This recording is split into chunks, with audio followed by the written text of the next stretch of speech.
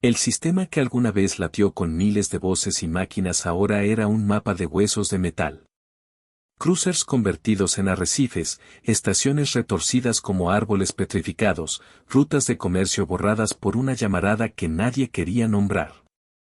Lejos, en cuevas de radiofrecuencia, los cazadores del imperio trazaban las coordenadas de la catástrofe y sonreían con la seguridad de quienes apuntan a un cadáver. Había reglas en la guerra: borrar, asentar, reclamar.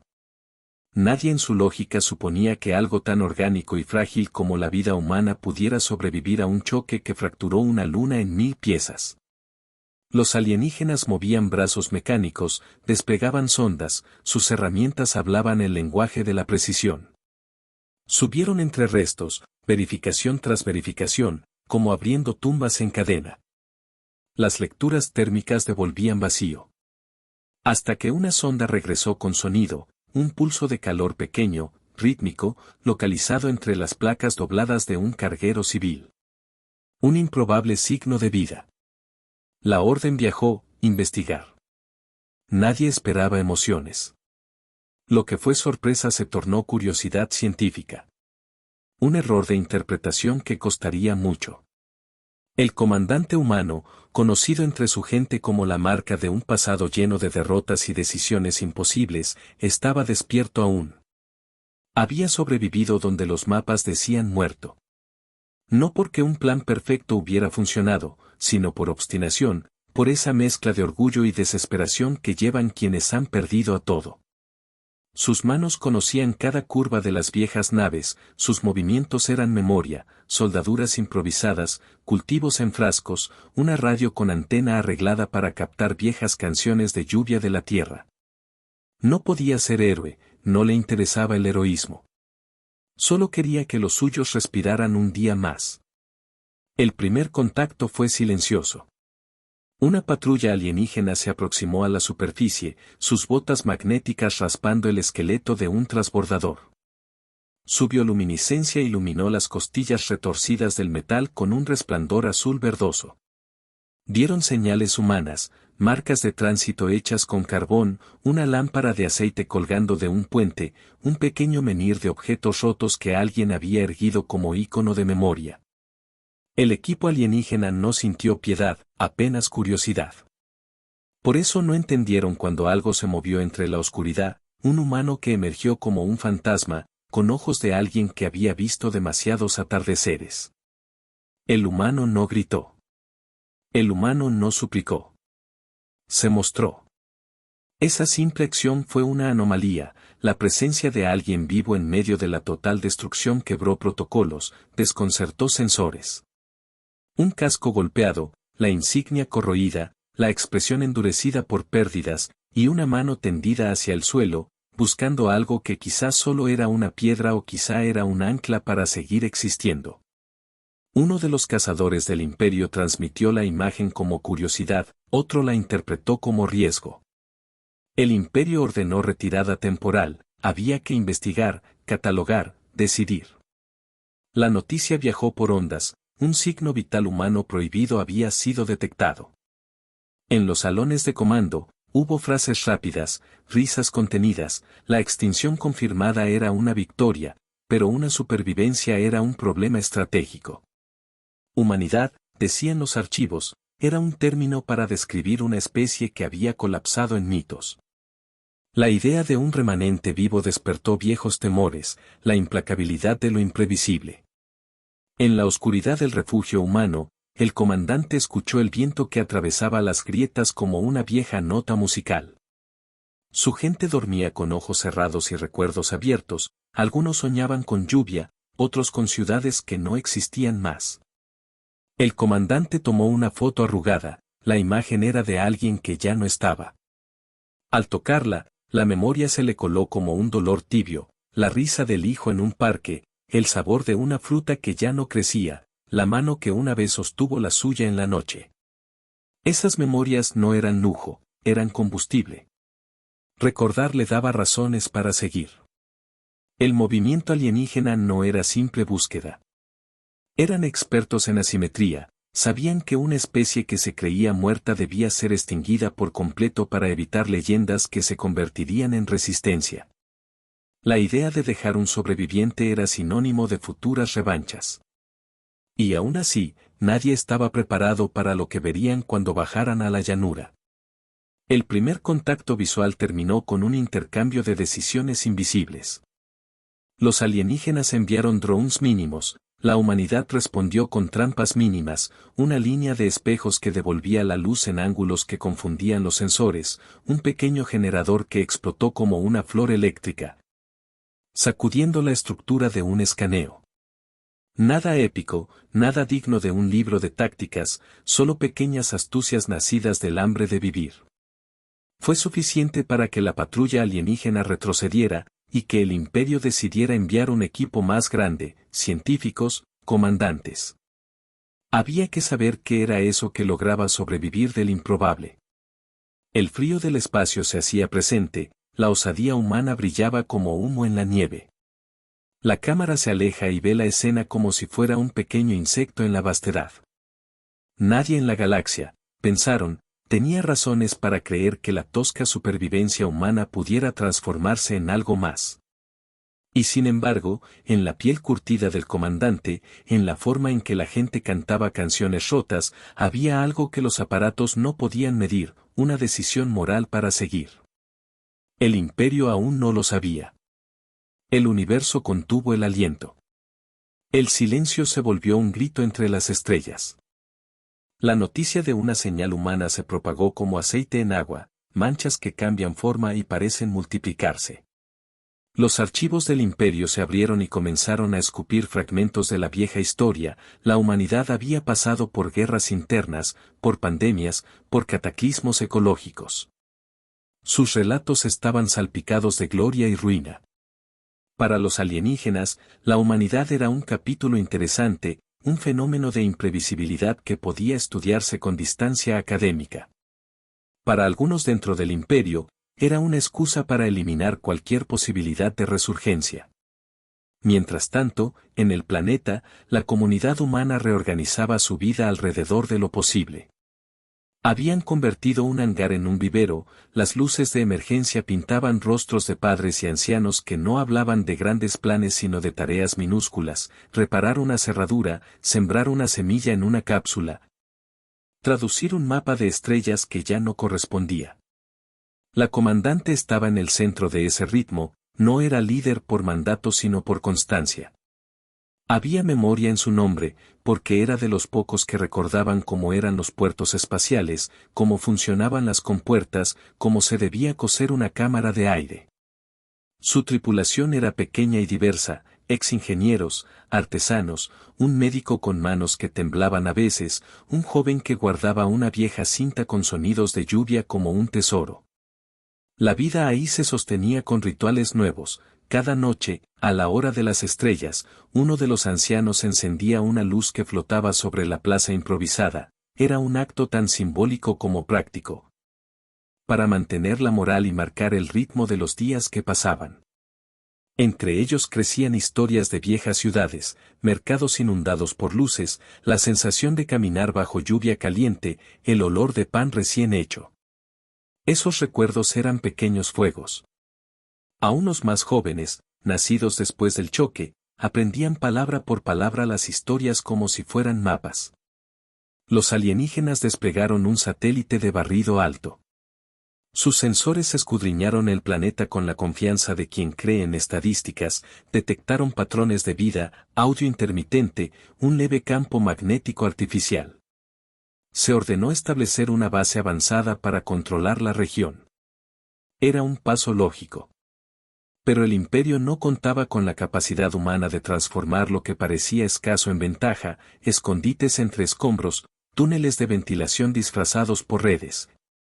Trampas con contracargas que convertían la propia arrogancia de la máquina en su vulnerabilidad.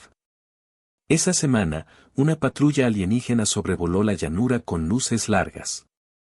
Su figura dominaba el cielo como una tormenta que pasa sin avisar. La comunidad humana se agazapó y utilizó ruidos familiares, silbidos, repeticiones de viejas melodías. Sonidos que parecían sin sentido para una máquina pero que tenían el efecto de sincronizar movimientos entre la gente. Aprovecharon el tiempo para retirar niños y ancianos a refugios subterráneos, para remover detonadores y preparar señales falsas. Los movimientos eran simples, pero la coherencia era humana, una coordinación que nacía de historias compartidas y de confianza pagada con días de sufrimiento. En esos días hubo memorias que punzaron como flechas. El comandante encendió una vieja grabadora y escuchó una voz que ya no estaba, una mujer que cantaba una canción sobre la lluvia. El comandante cerró los ojos y por un momento escuchó la lluvia en su memoria, el olor a tierra mojada y el tacto de manos pequeñas contra la pierna. Eso no era una táctica militar, era una promesa. Recordar estaba permitido, era combustible para el valor. El imperio hizo una jugada, envió emisarios en principio diplomáticos, figuras altas y brillantes, portando datos y parámetros. Sus palabras, cuando las hubo, que no fue mucho, porque los humanos respondían con señales básicas, estaban diseñadas para medir reacciones. Querían saber si la humanidad estaba dispersa o si existía una estructura de mando. El comandante actuó con calma, ofrecieron comida en la plaza. Era un gesto antiguo, brutalmente humano. Las figuras alienígenas registraron los actos con sus ojos biométricos y comenzaron a encontrar patrones, que la comida se compartía equitativamente, que los mayores guiaban, que los actos de memoria eran sagrados. El imperio anotó datos, creyendo que así tendría ventaja. Mientras tanto, fuera de los límites del asentamiento, pequeñas células humanas trabajaban en proyectos mayores, un panel comunicador renacido de partes encontradas. Un sistema de reflectores que podía enviar señales lumen por lumen con un patrón que imitaba la interferencia natural. No buscaban conquistar el espacio, buscaban que el mundo vecino supiera que allí no había cadáveres erigidos como monumento. Querían enviar una única palabra antigua: estamos aquí. Una noche, una pequeña luz parpadeó en la distancia. No era una señal técnica, era una linterna que un niño había encendido y puesto en lo alto de una torre improvisada. Para los que miraban, la luz fue un faro de esperanza. Para las ondas alienígenas, la luz fue un registro. Desde un puesto de observación, el comandante observó la linterna y pensó en el hijo que ya no tenía, en las manos que habían enseñado a sostener esa linterna. Las lágrimas se mezclaron con el polvo. La pérdida no era solamente un dato, era un agujero que alteraba todo. El imperio decidió que necesitaba una demostración de poder. Una maniobra de intimidación, hundir una de las áreas del pueblo con una descarga que borraría cualquier señal de vida por semanas. Era la forma más eficiente de enviar un mensaje, rendición silenciosa o exterminio continuo. El comandante sabía que la decisión sería difícil. La contención podía salvar vidas a corto plazo, pero dejaba un mal precedente. El acto final fue humano, se negaron a huir sin luchar, no por gloria, sino porque huir implicaría renunciar a quienes aún dependían de ellos. Prepararon una defensa que mezclaba técnica y atajos, espejos, chatarra, una vieja señal que emitiría ciudades de fuego si fuera necesario. Al amanecer del día designado, cuando las naves del imperio irradiaron un pulso para limpiar la zona, la comunidad humana activó su respuesta. Un reflector mal arreglado devolvió la señal en un ángulo que saturó los sensores de una nave de ataque. Las máquinas fallaron. Lo que se esperaba que fuera un acto de supresión se transformó en confusión.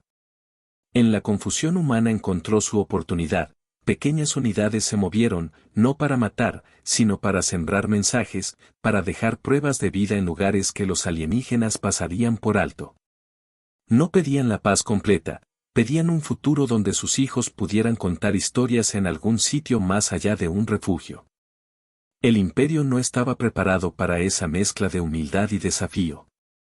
Los archivos hablaban de tácticas, pero no de canciones transmitidas por antenas improvisadas. Cuando la flota retrocedió, no fue por miedo, fue por cálculo. La intolerancia hacia la anormalidad podía esperar. Pero algo había cambiado, La humanidad no era un rumor, era un problema de política intergaláctica. Los ojos del imperio se afinaron y los analistas comenzaron a hablar de recursos no solo en términos de materia, sino de imaginación. El universo contuvo el aliento. El silencio se volvió un grito entre las estrellas. La guerra que siguió no fue elegante.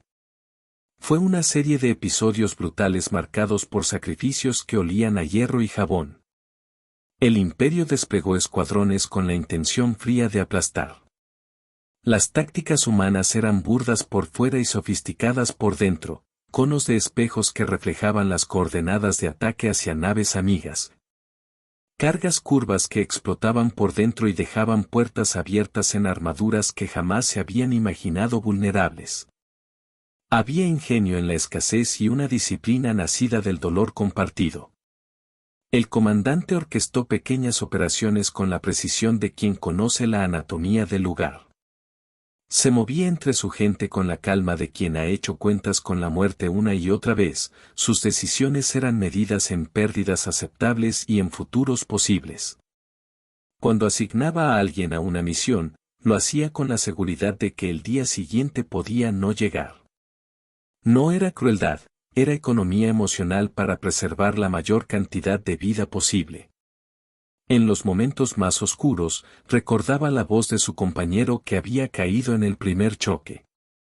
Esa voz le decía que existían cosas que debían hacerse aunque dolieran, enterrar a los que amabas, y luego usar su memoria para levantar defensas.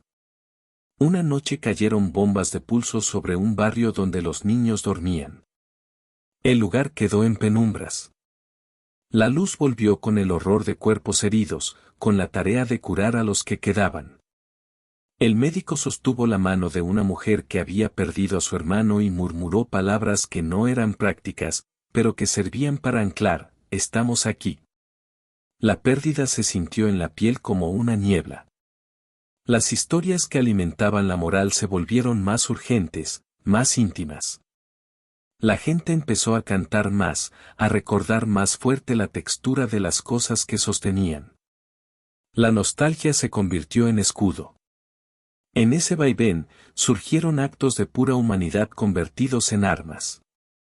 Una mujer anciana, conocida por hacer pan con levadura que siempre fallaba y que aún así servía para dar contenido emocional, se ofreció para llevar falsas provisiones hacia un punto donde la flota enemiga esperaba encontrar campamentos ocupados. La maniobra no mató a la flota, pero la distrajo lo suficiente para que otra unidad, disfrazada como funeraria, accediera a los sistemas de reparación de una nave pequeña y plantara un detonador que saboteó sus comunicaciones. Fue una victoria pequeña, carcomida por pérdidas, pero una victoria.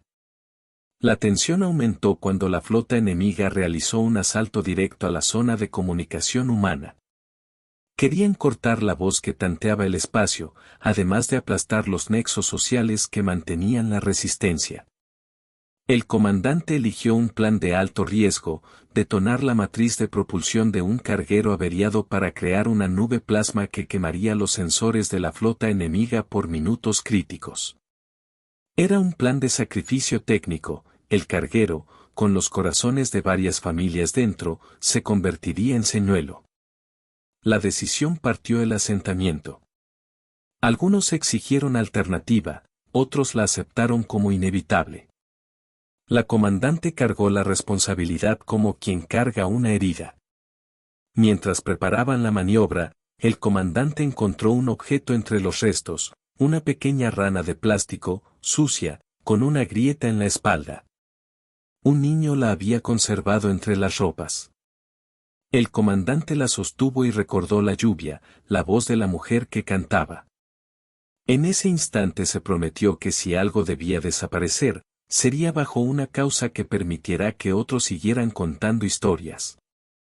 Fue una promesa silenciosa, una ofrenda al pasado para pagar un futuro. El día del ataque final había llegado. Los preparativos fueron silenciosos y minuciosos, nadie hablaba más de lo necesario. El plan se desplegó con precisión chirriante. Cuando el carguero fue empujado hacia la zona de impacto, una suerte de belleza terrible brotó, el metal explotó en un arco de luz que no solo cegó sensores, sino que mostró una geometría que los alienígenas no esperaban. Las fuerzas enemigas se vieron forzadas a reconfigurar, y en ese lapso la resistencia humana saltó hacia objetivos estratégicos, torres de alimentación, depósitos de combustible, nodos de comunicaciones. La batalla fue un choque de voluntades. Los alienígenas tenían superioridad material y tácticas planificadas. Los humanos tenían contención, sorpresa y la obsesión por no desaparecer con silenciosa dignidad. Hubo sacrificios que quemaron la piel del asentamiento, un joven que encendió un detonador para abrir una compuerta y permitir la huida de muchos, una mujer que se dejó atrapar para desviar una patrulla. Un anciano que se ofreció para detonar una señal que engañaría a los escáneres. Esos actos eran pequeños poemas de entrega. Cada cuerpo caído marcaba una coordenada de resistencia. En el fragor, una nave enemiga mayor fue desestabilizada y comenzó a caer en un arco. Su caída iluminó el cielo como un amanecer maligno. La comandante, herida en un costado y con la respiración acortada, observó cómo una marea de luz barría el horizonte. No era victoria definitiva, pero sí la confirmación de que la humanidad había descubierto su capacidad de infligir derrota proporcional a la injusticia. El imperio, sorprendido, se detuvo para recalcular. El precio fue alto. El asentamiento quedó hecho trizas, la lista de muertos se extendió como un inventario de pérdidas. Los sobrevivientes recogieron cuerpos y memorias, y en el silencio posterior, la comandante encontró una vez más esa grabación de lluvia. La escuchó en la oscuridad, y en la voz de la mujer que ya no estaba, reconoció una instrucción: no olvidar. La nostalgia era un arma de doble filo, podía paralizar o motivar. Para ellos fue motor. Transformaron el dolor en una promesa silenciosa: sobrevivir no era suficiente, debían mostrarse para que nadie creyera que podían ser borrados. El universo contuvo el aliento. El silencio se volvió un grito entre las estrellas. El plan definitivo debía ser audaz y extraño. No bastaba con emboscadas ni desastres aislados, había que cambiar la percepción del imperio sobre lo que significaba la humanidad. La comandante y su consejo trazaron una maniobra que combinaba teatro y verdad: convertir el propio paisaje del choque en un arma de revelación. Si el imperio creía que eliminar testigos bastaba, sería confrontado con una nueva realidad: la naturaleza obstinada de las historias humanas. Eligieron la pieza central, la red de reflectores que habían ensamblado en secreto durante meses. Lo que nadie sabía era que esos reflectores podrían sincronizarse con los campos magnéticos del planeta y, por un instante, crear una cortina luminosa tal que permitiría a las antiguas antenas de la flota destruida transmitir una señal a través del vacío. La señal no sería solo técnica, sería una transmisión completa que contenía la memoria de la humanidad: voces, imágenes antiguas, música de lluvia, nombres tallados en metal. La idea era simple y peligrosa: inundar las comunicaciones del imperio con humanidad. Provocar una respuesta emocional en los que creían superiores. Para lograrlo se requería algo más que máquinas, necesitaban sacrificios personales. Miembros del consejo se ofrecieron para mantener las matrices estables, algunos sabían que la exposición a las descargas podría matarlos. La comandante firmó la decisión con la autoridad de quien ya había perdido todo, su rostro se endureció en aceptación. Nadie habló de heroísmo.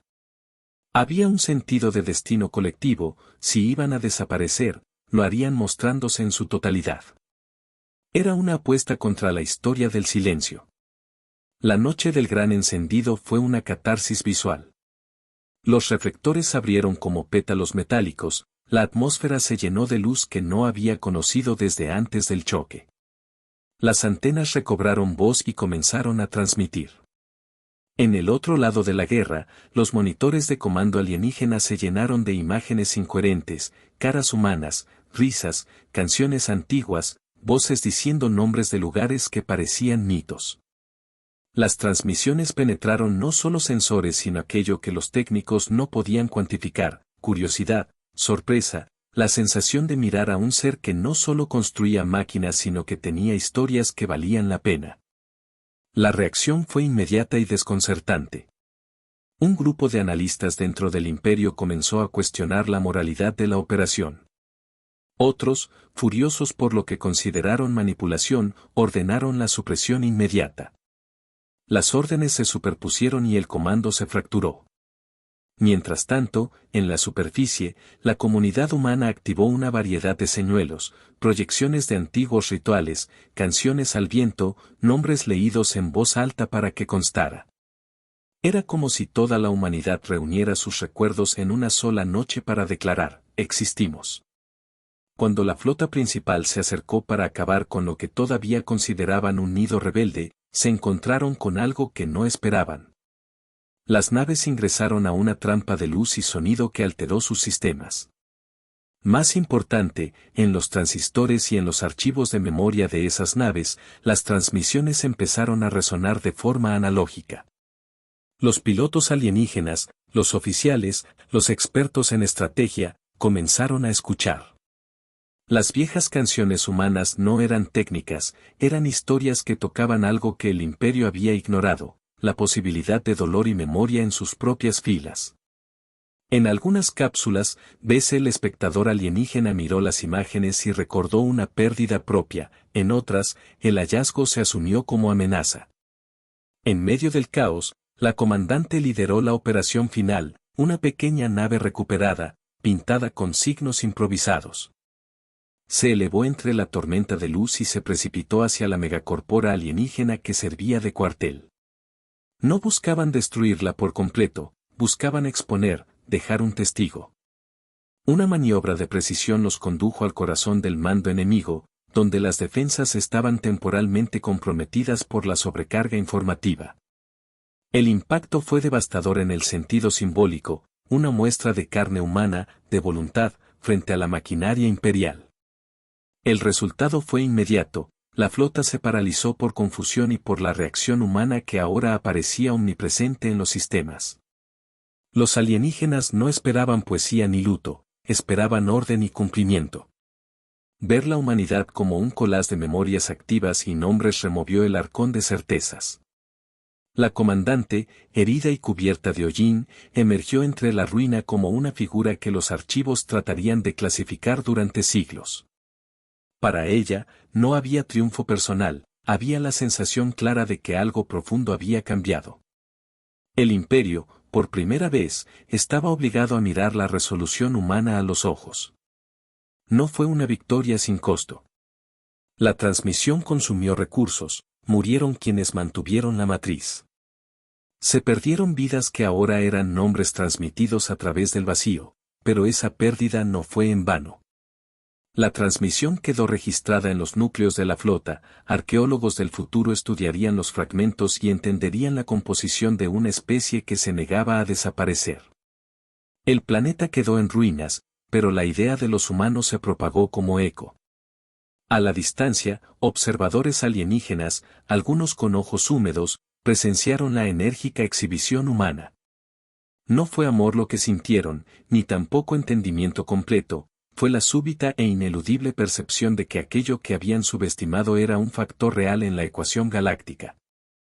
La historia había demostrado que la sorpresa podía inclinar la balanza. El universo contuvo el aliento. El silencio se volvió un grito entre las estrellas. Los días después de la gran transmisión fueron de recogimiento y de reconstrucción lenta. El imperio no desapareció ni renunció a su ambición, pero la narrativa cambió. Los mandos superiores debatieron sobre cómo tratar a una especie que había mostrado tanto coraje y tanto costo. Algunos defendieron la aniquilación como medida final, otros propusieron negociar y estudiar. En muchos pasillos, la palabra humanidad dejó de ser un registro muerto y se convirtió en un presente inesperado. En el asentamiento las ruinas brillaban con la luz del trabajo. Gentes del lugar levantaban tablas, soldaban con manos cansadas y limpiaban los rostros de los muertos para colocar pequeñas placas con nombres. Un ritual emergió, cada placa se colocaba con un pequeño pedazo de un objeto encontrado entre los escombros, algo que conectara a la persona con su vida antes del choque. Los sobrevivientes encontraron maneras de no olvidar sin quedarse atrapados por el luto. Construyeron memoriales y plantaron en cápsulas pequeñas semillas que prometían brotar bajo cúpulas protectoras. La comandante caminó entre las filas. Su rostro reflejaba el cansancio de quien ha decidido que la vida debe seguir. Un niño le ofreció una pequeña planta, sus manos se tambalearon al recibirla. Era el acto simple que cerraba un ciclo, la memoria se transmitía en forma de vida. La planta, regada por manos múltiples, era una promesa. Plantarla no era un acto político, era la reafirmación de que la humanidad entendía su responsabilidad con la continuidad. Eso, quizá, fue lo que más impresionó a quienes observaban desde fuera. En las semanas siguientes, un pequeño grupo alienígena se acercó por iniciativa propia a una distancia prudente. No eran tropas, eran científicos y algunos jóvenes oficiales que habían visto algo que no cuadraba en las tablas, la capacidad humana de convertir dolor en impulso creador. Lo que hubo no fue reconciliación inmediata sino curiosidad y, en algunos, una tímida empatía. Se intercambiaron objetos, un fragmento de piel metálica de un casco por una fotografía ennegrecida. No era suficiente para saldar deudas, pero era comienzo. La memoria humana fue el mayor patrimonio. La comandante comenzó una tradición nueva, cada año, en la fecha del choque, la comunidad reunía una narración. Se encendían luces, se hablaba de nombres, y alguien leía una lista de lo que habían perdido. La ceremonia no era para incitar el odio sino para recordar la fragilidad y la valentía. Aquellos relatos eran la nueva historia que se guardaría para generaciones que quizá no sabrían lo que era la lluvia, pero aprenderían su nombre. La pregunta sobre el futuro quedó abierta.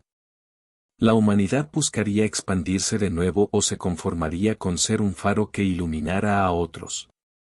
Las decisiones futuras no se tomaron por imposición sino por debate. Construir naves con prudencia, formar alianzas, educar a los jóvenes en memoria y en ciencia. El comandante, en sus últimos actos visibles, enseñó a los chicos a leer mapas de estrellas y a fumigar semillas en cápsulas. No era gesto solemne, era práctica cotidiana. Su liderazgo se transformó en legado. En las noches, cuando la colonia dormía menos tranquila y más vigilante, la comandante se sentaba en la cúpula y miraba el cielo. Tenía la imagen de muchos que no verían más amaneceres en ese mundo. Recordaba la risa de su hijo y la canción de lluvia en la grabación, esas cosas todavía palpitaban. En su pecho había un dolor que no se curaba, pero también una ferocidad dulce, la certeza de que el sacrificio permitió que el resto viviera. Esa mezcla de dolor y orgullo era la marca que los humanos llevaron hacia adelante. Lejos, en los cuarteles del imperio, historiadores y filósofos debatían si una especie así merecía ser integrada, subyugada o simplemente catalogada. Algunas recomendaciones fueron prácticas, intercambio de tecnología en condiciones estrictas, creación de marcos de gobernanza interespecie, supervisión.